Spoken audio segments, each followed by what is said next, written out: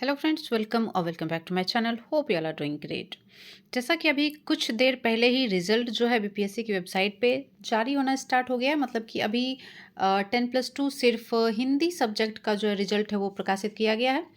आज रात तक में पीजीटी के सारे सब्जेक्ट का रिजल्ट में भी प्रकाशित हो जाएगा।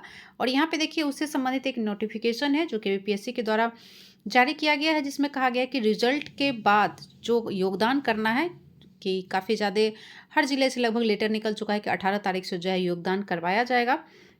तो उससे संबंधित ये लेटर है, तो वीडियो में अंत तक बने रहें और बहुत ही महत्वपूर्ण जानकारी है।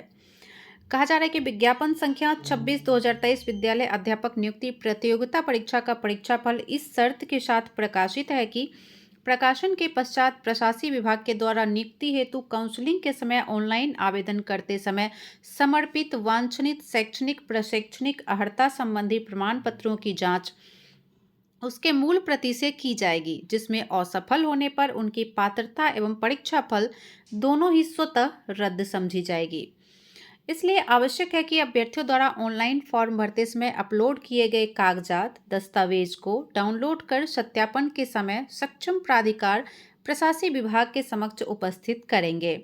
अभ्यर्थियों द्वारा अपलोड किए गए सभी दस्तावेज पर डाउनलोड करने पर उसमें स्वतः रजिस्ट्रेशन सहित वाटर मार्क अंकित रहेगा। मतलब कि जो आपने अपलोड किया था बीपीएससी की वेबसाइट पे अपना सर्टिफिकेट, तो उसको आपको डाउनलोड करना है, जिस पे कि वाटर मार्क बीपीएससी का है और एक नंबर लिखा हुआ शो हो रहा है। मॉर्निंग में उसका वीडियो मैंने डाला था, तो वो आपको डाउनलोड करना है। अतः उक्त परीक्षा से संबंधित सशर्त रूप से सफल अभ्यर्थियों को सूचित किया जाता है कि ऑनलाइन आवेदन करते समय ऐसा कोई वांछित शैक्षणिक प्रशैक्षणिक संबंधी अर्हता संबंधी प्रमाण पत्र आयोग के पोर्टल पर अपलोड नहीं किया गया हो, तो वैसे अभ्यर्थी राजपत्रित पदाधिकारी से दस्तावेजों को सत्यापित कर पुनः शिक्षा विभाग बिहार पटना द्वारा निर्धारित तिथि तक आयोग के पोर्टल पर अपलोड करेंगे। कहा जा रहा है कि कुछ वैसे अभ्यर्थी होंगे जिन्होंने कुछ प्रमाण पत्र अपने हैं जो वो अपलोड नहीं किए होंगे गलती से भूलवश बीपीएससी की वेबसाइट पे। तो कहा जा रहा है कि वैसे अभ्यर्थी राजपत्रित पदाधिकारी से दस्तावेज को पहले सत्यापित कराएंगे, फिर एक डेट निकाला जाएगा उस पोर्टल पे उस सर्टिफिकेट को अपलोड करने का, और आपको वहाँ पे अपलोड करना होगा।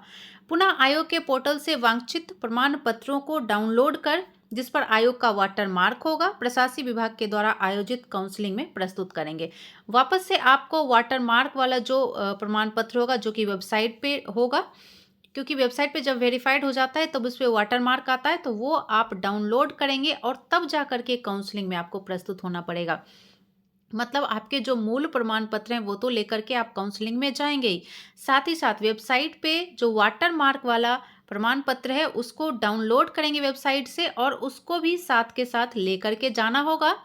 और आयोग के वाटर मार्क के बिना कोई प्रमाण पत्र मान्य एवं स्वीकार्य नहीं होगा, ये साफ साफ कहा जा रहा है। तो उसको डाउनलोड करना बहुत ही इंपॉर्टेंट है।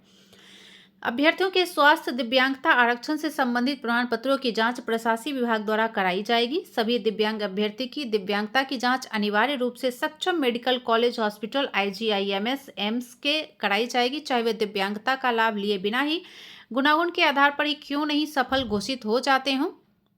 ऐसा इसलिए आवश्यक है क्योंकि उनके दिव्यांगता के आधार पर ही परीक्षा में अतिरिक्त समय का लाभ उन्हें मिला था। तो ये पहले जांच किया जाएगा कि वास्तव में वो दिव्यांग हैं या नहीं। जांच के क्रम में अगर पाया गया कि उनके दिव्यांगता का दावा जो है वो सही नहीं है, या सरकार द्वारा निर्धारित मानक से कम दिव्यांग आप हैं, तो ऐसी स्थिति में पात्रता स्थापित नहीं होने की स्थिति में ऐसे अभ्यर्थी को कदाचार की श्रेणी में मानते हुए उनका परीक्षा फल स्वतः रद्द समझा जाएगा और उन्हें दोषी मानते हुए विधि सम्मत अग्रेतर कार्रवाई भी उन पर की जाएगी।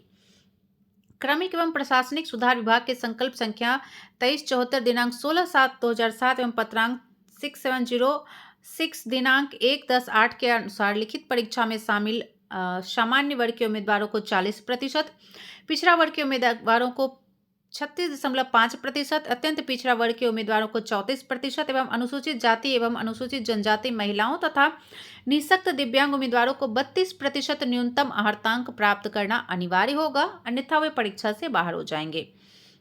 मतलब कि जो रैंक बनेगा वो तो नंबर जितना आप हायर टू लोअर ला रहे हैं उसके हिसाब से बनेगा ही, बट न्यूनतम जो अर्हतांक है वो लाना इंपॉर्टेंट है। उससे कम नंबर पे सीट खाली भी रहेगा तो आपको नहीं लिया जाएगा, आपका रिजल्ट नहीं आएगा।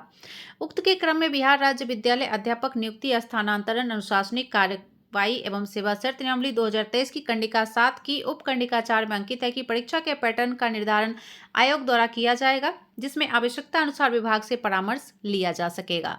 साथ ही उपकंडिका 5 के अनुसार परीक्षा के लिए हर्तांक नियत करने का विवेकाधिकार आयोग को है, विशेषाधिकार होना चाहिए। इस क्रम में निदेशक प्राथमिक शिक्षा विभाग पटना के द्वारा पत्रांक 1220 दिनांक 4/8/23 द्वारा विज्ञापन संख्या 26/23 के आलोक में अध्यापकों की नियुक्ति से संबंधित परीक्षा में आयोग से अपेक्षा की गई है कि संबंधित परीक्षा के हर्तांक का निर्धारण इस प्रकार किया जाए कि यथासंभव कम से कम 75% रिक्तियां भरी जा सके। अतः विज्ञापन संख्या 26/23 अध्यापक नियुक्ति प्रतियोगिता परीक्षा के निर्धारित न्यूनतम हर्तांक के संशोधन के बिंदु पर दिनांक 9/8/23 को आयोग की पूर्ण पीठ की 21वीं बैठक में सम्यक विचारोपरांत शिक्षा विभाग द्वारा प्राप्त पत्र के आलोक में प्रकाशित विज्ञापन की कंडिका 4 चयन प्रक्रिया 1 लिखित परीक्षा के विभिन्न कोटि के उम्मीदवारों के लिए हर्तांक के संबंध में उल्लेखित प्रावधान में निम्नलिखित संशोधन, परंतु कुल रिक्तियां अथवा कुल अभ्यर्थी दोनों में से जिसकी संख्या कम हो उससे कम से कम 75% निम्नतर पूर्णांक में अनुशंसा भेजने हेतु आवश्यकता अनुसार उक्त हर्तांक अभ्यर्थी हित में इस हद तक शिथिल रखने का निर्णय लिया गया है। तो ये है, आप लोग को ये सारे इंपॉर्टेंट काम करने हैं काउंसलिंग में जाने से पहले। तो फिलहाल इस वीडियो में इतना ही, और भी अपडेट्स के लिए बने रहिए हमारे चैनल के साथ। मिलते हैं नेक्स्ट